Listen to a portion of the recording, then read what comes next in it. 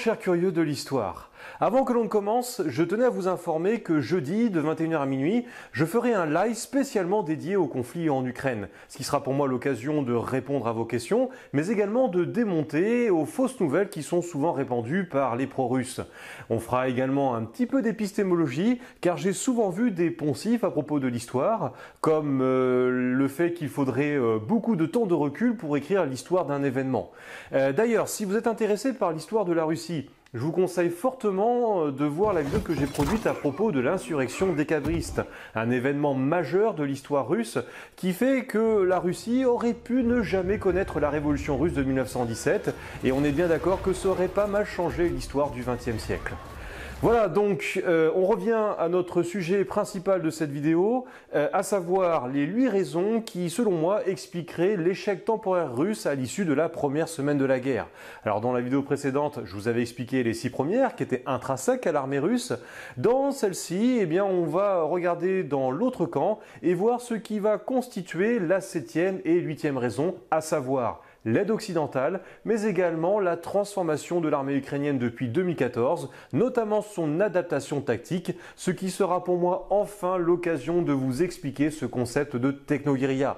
On verra sa filiation française, les drones, les applications, les tactiques qui ont fait le succès des Ukrainiens lors de cette première phase. L'armée ukrainienne de 2022 n'a plus rien à voir avec celle qui a été battue dans le Donbass en 2014. Un terrible échec qui s'expliquait à l'époque par l'état déplorable de sa défense. Le pays avait aboli la conscription l'année précédente au profit d'une armée entièrement professionnelle mais réduite et n'y consacrait que 1,58% de son PIB pour entretenir ses 14 brigades de manœuvre, ce qui est bien trop peu et ce qui se traduisait par exemple par l'absence totale d'entraînement à l'échelle de la brigade. Et explique également pourquoi une myriade de formations de volontaires, comme le fameux bataillon Azov, se sont levées en 2014. On peut ajouter le fonctionnement vertical de son commandement, qui restait coincé dans une doctrine héritée de l'ère soviétique, prônant la manœuvre rigide de lourdes formations mécanisées, alors que les séparatistes, eux, appuyés par les Russes, opéraient de manière beaucoup plus souple par des mouvements d'infiltration de GTB, débouchant souvent sur un encerclement de tronçons entiers d'unités ukrainiennes qui, une fois identifiés et balisés sur le terrain, finissaient par être anéantis par l'artillerie russe. Je vous renvoie à l'ouvrage de Goya qui décrit tout ça parfaitement bien. Et les défaites militaires sont souvent source de remise en question et d'innovation. On peut citer la débâcle française de 1870 ou celle des Alliés contre Napoléon entre 1105 et 1810. Eh bien, tout comme ces derniers, la mère expérience de 2014 a fait pour Kiev office d'impulsion aux dépens des conservatismes de l'armée. Ce qui a poussé cette dernière à en tirer beaucoup de leçons, ce que l'on appelle le retour sur expérience, et à se transformer dès 2014. Là où au contraire, l'armée russe a été plutôt confortée dans ses succès lors de ses différentes interventions, que ce soit en Crimée, au Donbass ou en Syrie, qui ont pu jouer un rôle de trompe-l'œil, alors que les modalités d'intervention sont très différentes de celles qui ont été utilisées en Ukraine. La première remise en question concerne la miniaturisation et la professionnalisation de l'armée. Le service militaire et la conscription sont restaurés dès 2014, ce qui a permis de créer un vivier de 900 000 réservistes, c'est-à-dire tous les hommes ayant effectué leur service militaire de 12 mois dans les 5 dernières années, à partir de 2017 pour la situation présente. Mais auquel il faut rajouter 100 000 volontaires parmi ceux qui ont réalisé leur service il y a plus de 5 ans.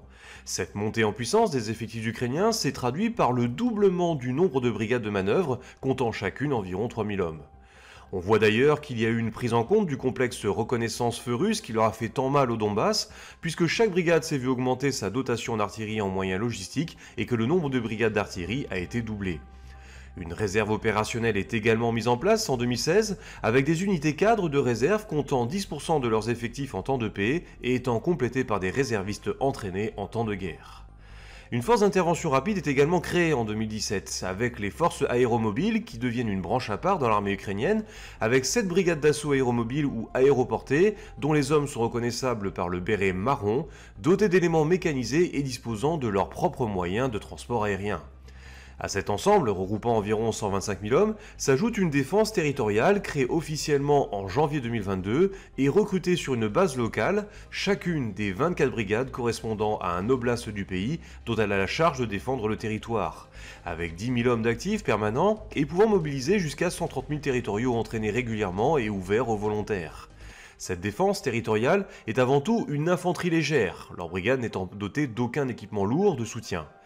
Il ne faut pas non plus oublier les unités du GRU, les forces spéciales ukrainiennes, les volontaires étrangers, ainsi que les 60 000 hommes de la garde nationale dépendant du ministère de l'Intérieur, normalement destinés au maintien de l'ordre et à la sécurisation des hauts lieux de l'État, mais dont certaines brigades ont des capacités de combat, comme la 4e brigade d'action rapide qui est intervenue à l'aéroport d'Hostomel dès le premier jour de la guerre. Quant à la marine, je ferai un point spécifique dans la prochaine vidéo. Pour financer tout cela, le budget de l'armée a été fortement augmenté, en passant à 4,5% du PIB, ce qui a permis un entraînement plus régulier, passant de 0 entraînement au niveau de la brigade en 2014 à 35 en 2017. D'autant plus que les unités étaient déployées par roulement sur la LOC, la ligne de contact dans le Donbass, ce qui a permis de cumuler une expérience relative. En somme, les unités de l'armée ukrainienne sont les exacts opposés de leurs homologues russes. Elles ont beaucoup moins de puissance de feu, contrairement aux GTB russes, mais par contre elles ont une infanterie plus massive et un meilleur encadrement. Si bien que lorsque Zelensky décrète la mobilisation générale le 24 février, l'Ukraine peut compter sur un réservoir de plus d'1 million d'hommes formés.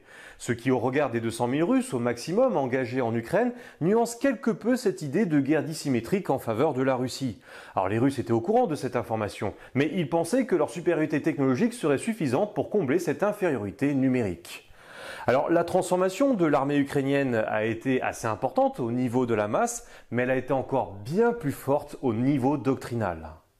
Alors pour bien comprendre ce que je vais vous dire, il nous faut revenir un petit peu en arrière, au temps de la guerre froide, où les forces occidentales se retrouvent dans une position dissymétrique par rapport à la supériorité de la masse armée du pacte de Varsovie, dotée en plus d'une capacité nucléaire tactique soviétique capable de détruire toute concentration militaire.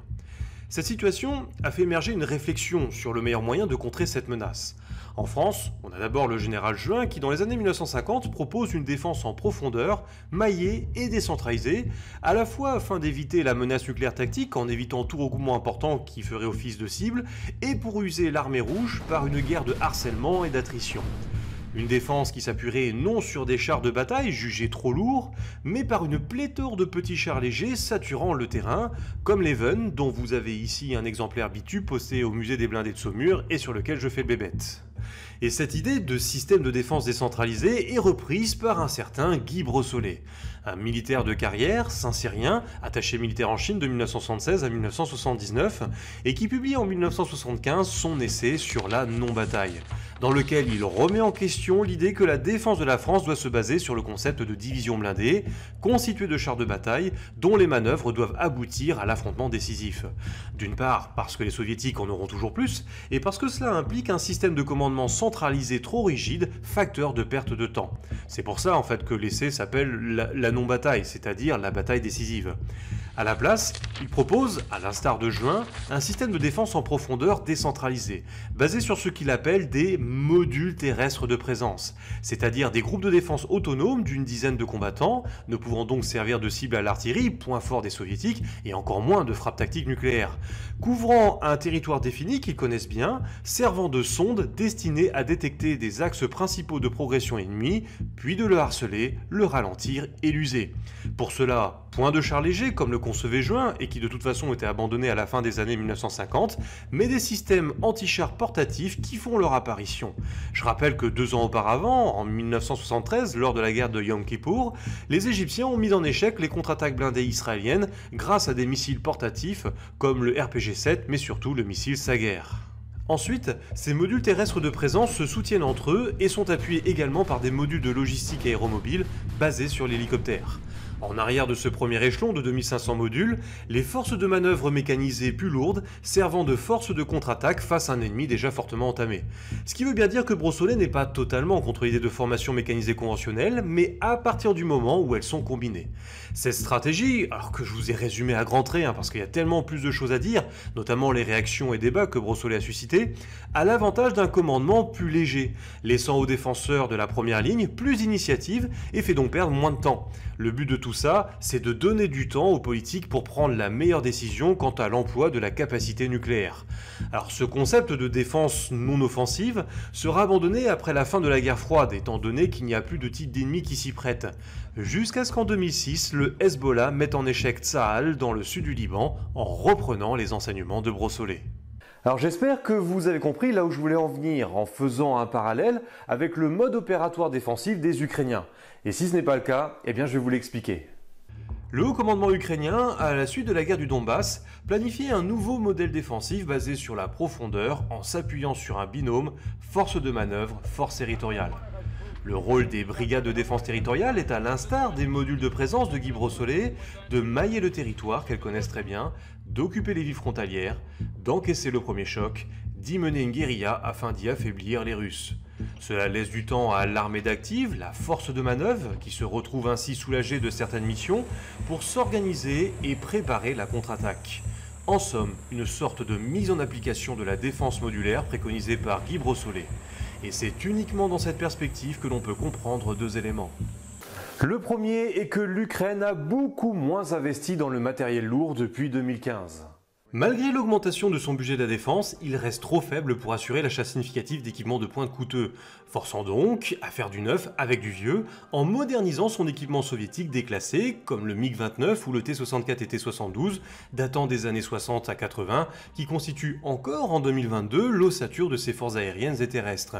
C'est ainsi par exemple que l'usine de blindés de Kharkiv, faisant partie du complexe militaro-industriel ukrainien Ukroboronprom, a upgradé des T-64 à partir de 2017, avec l'installation d'une lunette de vision nocturne, de nouveaux équipements de contrôle de tir ainsi que des kits de protection plus performants.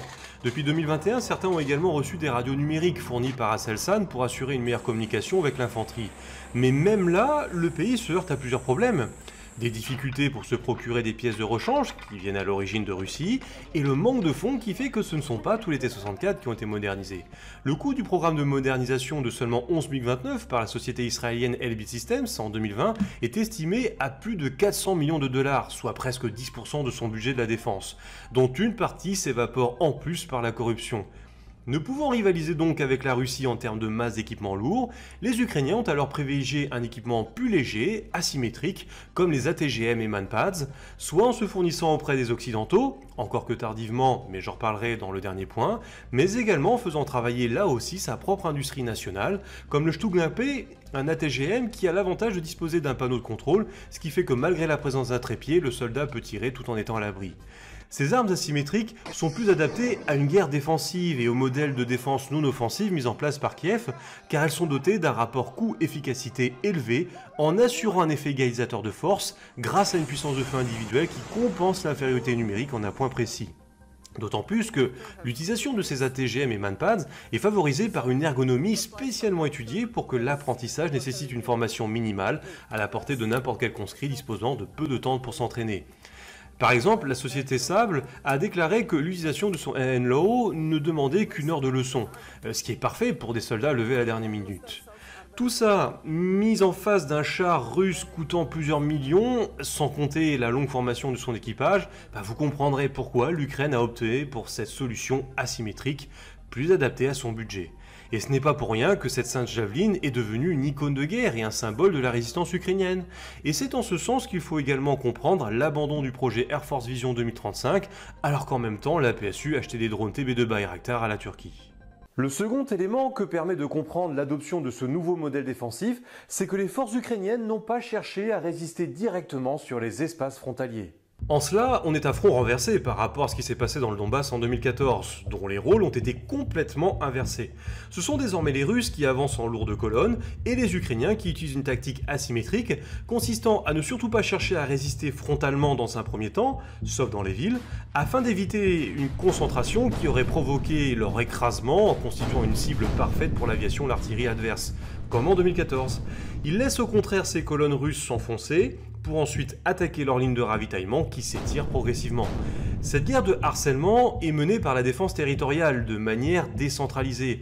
Elle privilégie le petit échelon, toujours dans l'idée d'éviter des regroupements importants qui seraient une cible pour les Russes, des petits groupes bien pourvus en armes individuelles ATGM, ce qui leur donne une puissance de feu non négligeable. Ces groupes disposent d'une autonomie en matière d'initiative, ce qui a impliqué un changement de doctrine en matière de commandement majeur en Ukraine, fini la hiérarchie rigide dominée par les hauts officiers comme en 2014, et comme c'est toujours le cas dans l'armée russe, place à l'autonomisation des officiers subalternes qui ont gagné en compétences et en pouvoir d'initiative ces dernières années.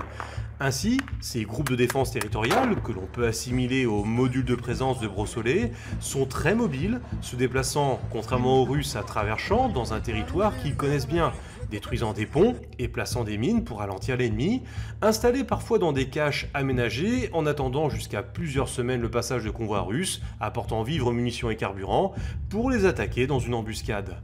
On parle de la bataille des routes, dont le but est de provoquer une attrition logistique des troupes russes les plus avancées, qui finalement sont obligées de s'arrêter faute d'essence, allant même parfois jusqu'à l'abandon de matériel tombé en rade. Et lorsque des forces ne sont pas arrêtées par cette attrition logistique, elles les empêchent quand même de constituer une force d'attaque en capacité de faire face aux villes. Verrou urbain, espace fermé, égalisateur de force, où une partie des troupes ukrainiennes s'est réfugiée. Alors attention, cette guerre de harcèlement a fonctionné parce qu'elle a bénéficié du mode opératoire des Russes. Une progression rapide de GTB en colonne qui reste désespérément collée à la route à cause de la Raputitsa, ce qui aboutit à une logique réticulaire, comme si l'Ukraine n'était qu'un rhizome dont il suffirait de contrôler rapidement des points nodaux, en franchissant des axes sur des centaines de kilomètres, mais en faisant fi des espaces latéraux qui ne sont pas nettoyés méthodiquement, comme s'ils étaient vides d'ennemis, et parce que aussi les GTB russes ne possèdent pas l'infanterie suffisante pour cette tâche secondaire, mettant ainsi en danger leur propre ligne de ravitaillement. Alors ce que je ne sais pas, c'est dans quelle mesure les Ukrainiens se sont vraiment inspirés de Brossolay. Est-ce qu'ils se sont contentés d'appliquer son modèle défensif en l'adaptant, ou s'agit-il d'une création ex nihilo issue de leur propre expérience et probablement chapeautée par l'OTAN? Toujours est-il qu'entre les deux, il existe de grandes similitudes. Mais en fait, pourquoi est-ce que l'on parle de techno-guérilla? Parce qu'afin de mener à bien cette stratégie du faible au fort, les Ukrainiens combinent dans cette forme de guerre irrégulière des armes conventionnelles comme l'artillerie, avec des moyens technologiques nouveaux comme des smartphones. Des téléphones qui deviennent une arme de grande importance grâce à des applications à l'instar de celles qui avaient été créées par le gouvernement ukrainien avant la guerre, appelées DIA, qui servait à transmettre des documents officiels, payer ses impôts, afin de diminuer la bureaucratie, promesse de campagne de Zelensky.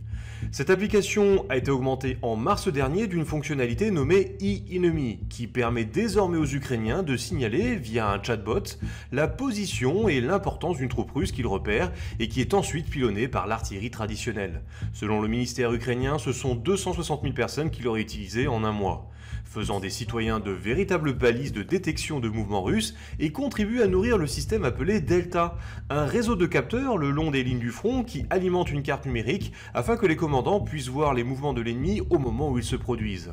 On peut parler d'une véritable info-valorisation. Et impossible de faire abstraction de l'application Gizhard Artillery qui nous est bien décrite par Philippe Langlois dans un article de DSI. Cette dernière a été créée par Yaroslav Tcherstiuk, un officier de la 55e brigade d'artillerie qui a intégré la firme Ukropsoft spécialisée dans le développement d'applications civiles liées à la géolocalisation et qui avait déjà mis en place Gizhard pour tout ce qui était transport et immobilier. Tcherstiuk l'a tout simplement adapté pour l'artillerie, devenant Gizhard for Artillery, dont le fonctionnement est calqué sur celui d'Uber. Une unité ukrainienne effectue une demande d'appui-feu à partir de cette appli installée sur un smartphone en indiquant la localisation de la zone à frapper ainsi que quelques autres informations. L'application traite l'information et se charge automatiquement de transférer la demande à la batterie d'artillerie la plus proche qui n'a plus qu'à répondre à la commande. Bref, une sorte de Uber Eats mais version militaire. Ainsi, cette appli évite les transmissions classiques des ordres entre les différentes couches hiérarchiques, ce qui assure une meilleure fluidité, un délai de traitement beaucoup plus court. Car là où il fallait autour de 30 minutes voire 1 heure pour pouvoir répondre à la demande d'appui-feu, eh bien désormais il ne faut plus que 15 minutes voire seulement 30 secondes. Or, ce gain de temps a des répercussions considérables. Il fait que la cible a moins bougé entre temps, le tir est donc plus efficient et par la même occasion les Ukrainiens économisent des munitions puisque le nombre de tirs nécessaires pour faire mouche est moindre. Sans compter le fait que l'entretien d'un poste radio militaire spécifique encombrant ne devient plus obligatoire, un simple smartphone suffit. Parmi ces nouveaux moyens technologiques, on peut citer aussi les UAV, des drones qui permettent de l'ISR, repérer l'ennemi, servir de point d'observation aérien pour guider les tirs de l'artillerie, les corriger, voire d'attaquer eux-mêmes avec de petites munitions. Et tout ceci ne pourrait pas fonctionner sans le système satellitaire Starlink, fourni par Elon Musk, pour transmettre des données en direct aux unités de feu ukrainiennes. Mais je reviendrai dessus plus tard. C'est donc cette combinaison d'armes conventionnelles et de nouveaux moyens technologiques dans le cadre d'une guerre irrégulière que l'on appelle la technoguérilla, dont l'un des plus bels exemples est l'action menée dès le premier jour de la guerre par l'unité Aero-Rozvika. Aero-Rozvika, c'est un groupe d'amateurs en informatique surnommé les Squads de Geeks qui s'est formé en 2014, utilisant des drones civils mais aussi bricolant leurs propres UAV de surveillance et qui a continué d'exister en trouvant eux-mêmes des fonds participatifs. Commandé aujourd'hui par Jaroslav Hončar, un consultant en marketing informatique, il avait été dissous en 2019 mais recréé quelques mois avant la guerre. Dans les premiers jours de celle-ci, Aero-Rozvika a guidé de nuit une petite équipe de 30 hommes des forces spéciales en pleine forêt dans le secteur situé au nord-ouest de Kiev. Se déplaçant entre les colonnes russes des GTB en quad, plus facile pour se mouvoir sur une terre rendue boueuse par le dégel, le commando est équipé de lunettes de vision nocturne et de drones à caméra thermique pouvant lancer des petites bombes de 1,5 kg. C'est ainsi qu'il aurait détruit, soit par eux-mêmes, soit en guidant le ciblage de l'artillerie, les premiers véhicules de la grande colonne devant attaquer Kiev et ensuite le pont d'Ivankiv, ce qui aurait provoqué le fameux bouchon de 60 km. Alors attention, cette technoguérilla n'est absolument pas la panacée. Elle n'est qu'un élément d'une tactique défensive répondant à des conditions précises qui ont été celles de février et de mars, en ralentissant les Russes et en participant à leur enlisement. Mais elle n'est absolument pas suffisante pour gagner une guerre. D'ailleurs, elle n'a même pas fonctionné dans le sud du pays et sera peu opérante lors de la deuxième phase. Par contre, ce qui est sûr, c'est qu'elle n'aurait pas été possible sans l'aide occidentale. Et ce sera notre 8e et dernier point qui explique l'échec russe à l'issue de la première semaine de la guerre. En effet, bien avant la guerre, l'Ukraine recevait des armements de l'Amérique du Nord et d'Europe, notamment des ATGM. Par exemple, depuis 2018, les États-Unis ont vendu nombre de Javelin, un missile anti-char dont les 2 charges explosives permettent de neutraliser dans un premier temps le blindage réactif et ensuite de percer le blindage. Avec en plus la possibilité d'attaquer en cloche, ce qui permet d'accéder aux parties les plus fragiles du char, à savoir le haut de la tourelle qui est beaucoup moins blindé et son moteur. Il est même utilisable contre un hélicoptère à basse altitude. Et comme en plus il est éjecté avant d'allumer son moteur fusée, la position des tireurs n'est pas dévoilée. En janvier, l'Ukraine en avait acheté 300, portant à 1200 le nombre d'unités disponibles. Le 17 janvier, c'est le ministre de la Défense britannique qui annonce que des systèmes d'armement anti-char allaient être livrés avec du personnel pour une formation. Mill-and-Low, un missile anti-char assez léger, à peine 12 kg, ce qui favorise la mobilité du combattant, et qui dispose, tout comme le Javelin, de 2 modes de tir, soit le tir direct, soit le tir en cloche, ce que l'on appelle l'Overfly Top Attack. En gros, vous avez le missile qui fait un petit angle de 90 degrés pour atteindre sa cible sur les endroits les plus fragiles du char. On peut également citer la République tchèque qui a envoyé 4000 obus d'artillerie. Mais il existait dans beaucoup de pays une certaine réticence à fournir de l'armement, de peur que cela n'accroisse les tensions avec la Russie, à l'image de l'Allemagne sur laquelle on va beaucoup se focaliser tant elle est emblématique des changements de position durant cette guerre. C'est un pays qui est dépendant du gaz, il y a aussi cette tradition depuis Willy Brandt de l'Ost politique qui veut que Berlin se montre un peu plus conciliant envers la Russie, et donc ce pays a dans un premier temps toujours refusé l'envoi de toute arme en Ukraine. Elle s'est même opposée en janvier 2022 à ce que l'Estonie lui envoie des obusiers D30 de 122 mm qu'elle lui avait vendus en 2009. En gros, c'est un armement d'origine allemande. L'aide s'est donc limitée à des casques, ce qui a fait, vous l'aurez compris, l'objet de grandes railleries dans la presse allemande. Et vous en avez d'ailleurs ici une caricature qui l'illustre. Mais avec l'invasion de l'Ukraine par la Russie, une barrière tombe. Livrer des armes à Kiev devient donc moins tabou, et c'est pourquoi, dans les jours qui suivent, une vingtaine de pays répondent à l'appel des Ukrainiens dans ce domaine. Nous recevons des armes, des médicaments, de la nourriture, du carburant, de l'argent. Une coalition internationale forte s'est formée pour soutenir l'Ukraine, déclare Zelensky le 4e jour de guerre. Néanmoins, cette aide pose le problème du risque de co-belligérance. Or, dans le droit international, défini par de grands textes comme la Charte de l'ONU et la Convention de Genève, rien ne définit précisément à partir de quand on peut considérer effectivement qu'un État est co-belligérant. Mais le tribunal pénal international pour l'ex-Yougoslavie, chargé de juger les auteurs de crimes de guerre commis dans les années 1990 dans les Balkans, a tranché la question. Pour qu'un État puisse être considéré comme co-belligérant, il faut que ce dernier exerce, je cite, un contrôle global sur des forces armées en guerre. Précisant que ce contrôle global est, je cite, jouer un rôle dans l'organisation, la coordination et la planification des actions militaires du groupe militaire, en plus de le financer, l'entraîner, l'équiper ou lui apporter son soutien opérationnel. Ce qui n'est pas le cas de l'Ukraine actuellement, car certes les Occidentaux arment, financent, forment l'armée ukrainienne, lui apportent même des informations, mais en ce qui concerne les décisions opérationnelles, eh bien là par contre Kiev reste totalement indépendante. Et après tout, le pré-bail américain de 1941 n'a pas fait des États-Unis des belligérants contre l'Allemagne, pas plus que la fourniture d'acier à cette dernière n'a fait de la Suède un ennemi des Alliés. Néanmoins, Moscou exerce une pression au gré de l'interprétation personnelle de Poutine quant à savoir si telle ou telle fourniture ou action est un acte de guerre de l'OTAN. Chaque mot est donc important, comme lorsque Bruno Le Maire a rétropédalé après avoir affirmé livrer une guerre économique totale à la Russie. Quant à Emmanuel Macron, il prend le soin le 7 mars de préciser que la France n'est pas en guerre contre la Russie. C'est pourquoi, face à un risque d'escalade, les Occidentaux ne fournissent à ce stade du conflit que des armes dites défensives, c'est-à-dire qui ne sont pas de nature à attaquer la Russie sur son sol en raison de leur courte portée. On parle donc évidemment des armes individuelles comme les fusils d'assaut, la Tchéquie livre par exemple 7000 fusils d'assaut avec 1 million de cartouches, la Belgique elle c'est 2000 mitrailleuses.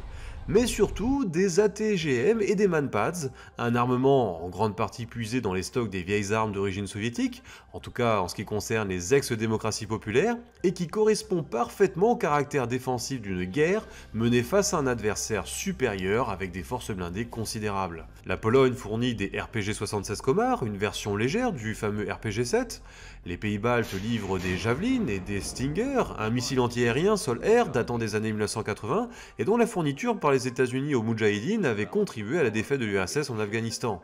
Les Pays-Bas donnent 200 de ces derniers et 500 autres sont ajoutés par l'Allemagne, dont le retournement de la politique vis-à-vis de l'Ukraine est spectaculaire, puisque le 26 février, elle autorise également l'envoi de 1400 lance-roquettes anti-chars et de 14 véhicules avec 10 000 tonnes de carburant ainsi que 9 obusiers. Les États-Unis promettent 350 millions de dollars de fournitures, quant à la France, elle livre quelques dizaines de ces missiles anti-chars Milan. Même l'Union Européenne va financer l'achat et la livraison d'armements, alors en fait créer un fonds pour rembourser les dépenses des États dans ce cadre, faisant d'elle une coordinatrice devant éviter les doublons. Ce qui est un véritable tournant dans l'histoire de l'Union Européenne. Tout cet armement arrive via la Pologne, qui devient la plaque tournante des livraisons d'armes à destination de l'Ukraine. Ce flot d'armes pose cependant quelques difficultés logistiques car les voies aériennes et maritimes sont trop risquées, seule la route terrestre reste ouverte, mais elle est plus lente et plus risquée car elle est menacée à tout moment par des frappes provenant des Russes qui ne veulent pas voir ces nouvelles armes arriver sur le front. L'aide occidentale ne se matérialise pas seulement sous forme d'armement, mais également de carburant et de matériels médicaux, mais surtout par de la formation et de l'information.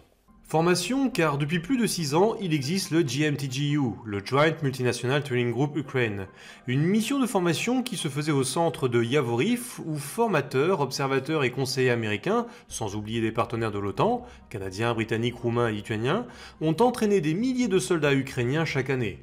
Combats urbains, simulations avec des lasers, etc.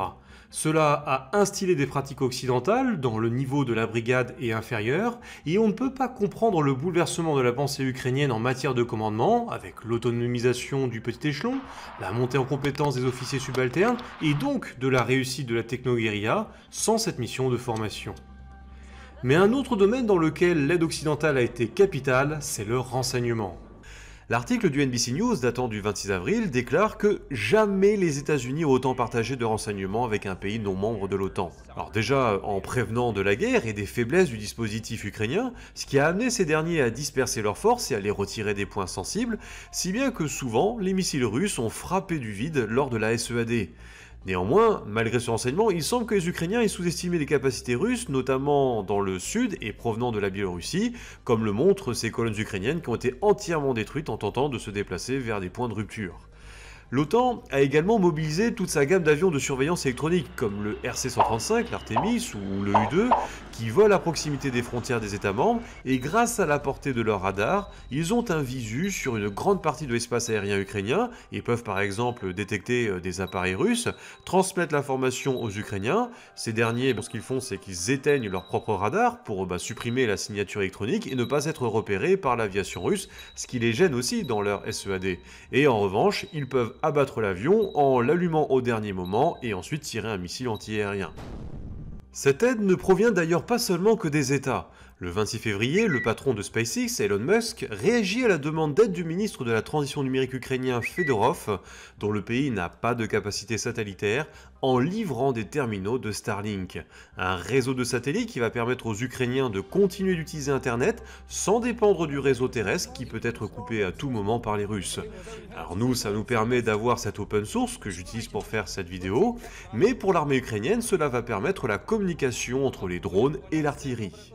Voilà ce que je voulais vous dire à propos des 8 raisons qui, selon moi, expliquent l'échec temporaire des Russes à l'issue de la première semaine de la guerre, sur lequel porte ce premier cycle de 3 vidéos, que je vais conclure de manière symbolique avec le vote par l'ONU de la résolution contre l'invasion de l'Ukraine. Durant cette même journée, l'UE vote un paquet de sanctions à l'égard du Bélarus qui a servi de base de départ aux troupes d'invasion, et vous avez Lavrov qui menace en disant que s'il y avait une 3e guerre mondiale, celle-ci serait nucléaire et destructrice. À ce moment, Poutine se retrouve un peu dans la situation d'une équipe de foot qui serait supérieure à son adversaire, mais qui pourtant est en train de perdre à cause d'un mauvais système de jeu. Toute la question est donc de savoir s'il va persister dans son mode opératoire, ou si au contraire il va changer de stratégie, voire même carrément d'objectif. Eh bien ce sera l'objet de notre prochaine vidéo, qui portera sur la période allant du 3 au 25 mars. Merci de m'avoir écouté, j'espère que ces 3 premières vidéos vous auront plu. N'hésitez pas comme d'habitude à liker et à la partager et à venir me rejoindre sur Facebook et Twitter. J'espère que vous serez nombreux au live. Je vous souhaite de bonnes vacances et d'ici là, longue vie et prospérité.